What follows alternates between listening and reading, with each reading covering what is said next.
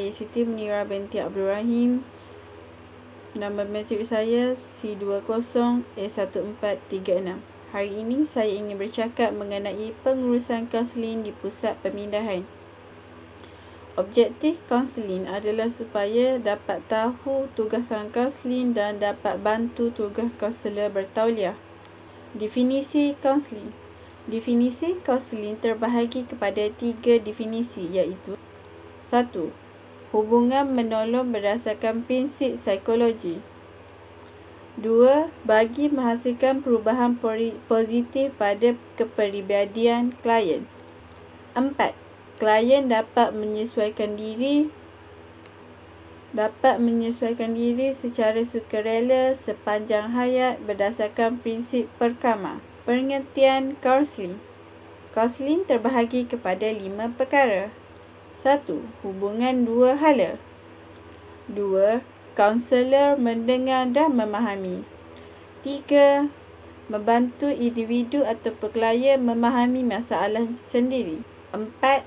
Membantu individu atau klien mengetahui ataupun dapat menyelesaikan masalah yang mereka hadapi. 5. Kaunseling dilaksanakan dengan perkongsian maklumat, melahirkan perasaan, dapatkan pengetahuan ataupun maklumat baru berkaitan klien daripada hasil interaksi antara klien dan kaunselor. Jenis-jenis kaunseling. Kaunseling terbahagi kepada 4 bahagian, iaitu kaunseling secara individu, kaunseling secara berkelompok, kaunseling keluarga dan kaunseling perkahwinan. Okey, sekarang kita masuk kepada klien. Klien ialah individu-individu normal yang memerlukan bantuan. Hal ini kerana mereka sedang menghadapi masalah ataupun kerusingan. Misalnya, gangguan emosi, mengalami kecelaruan fikiran yang mungkin berpunca daripada sesuatu kesusahan yang membebankan. Ia juga boleh berlaku apabila mengalami peristiwa ataupun pengalaman yang ngeri atau menyayat hati seperti kematian ahli keluarga dan sebagainya. Prinsip klien. Prinsip klien ialah mempunyai harga diri yang unik. Personaliti sepadu adalah manusia yang sehat, yang cenderung ke arah kesempurnaan sendiri. Ruang masa untuk membuat sebarang keputusan ataupun tindakan adalah manusia normal. Permasalahan muncul daripada pengaruh pelbagai persekitaran. Matlamat. Matlamat terbahagi kepada 5, iaitu yang pertama, mempermudahkan ataupun mempergerakkan perubahan tingkah laku. Kedua, kemahiran menghadapi perubahan. Ketiga, kemampuan membuat keputusan. 4. Memperbaiki hubungan dengan yang lain. Memperbaiki hubungan dengan individu lain. 5. Memperkembangkan potensi diri. Cara-cara untuk membina hubungan antara kaunselor dan klien ialah melalui kepercayaan dan penerimaan. Kepercayaan ialah menceritakan masalah peribadi sama ada selesa ataupun tidak selesa. Penerimaan ialah menghargai dan mendengar tanpa membuat penilaian. Seterusnya kita akan pergi kepada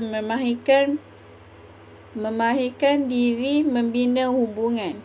Terdapat 5 cara untuk memahirkan diri dan cara untuk membina hubungan antara klien. 1. Suasana alam sekeliling ataupun persekitaran. 2. Jarak, iaitu ruang komunikasi. 3. Penampilan diri. 4.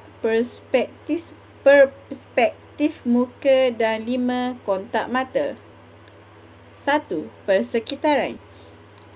Kerusi tidak menyakitkan pinggang ataupun bergoyang-goyang. Keadaan bilik tidak terlalu panas ataupun terlalu sejuk ataupun terlalu bising. Tidak mengadakan kaunselor di tempat lalu lalang atau sehingga mengganggu sehingga mengganggu perhatian klien. Menghindari daripada tempat yang mempunyai bau ataupun pemandangan yang tidak menyenangkan seperti tandas. Nombor 2, jarak.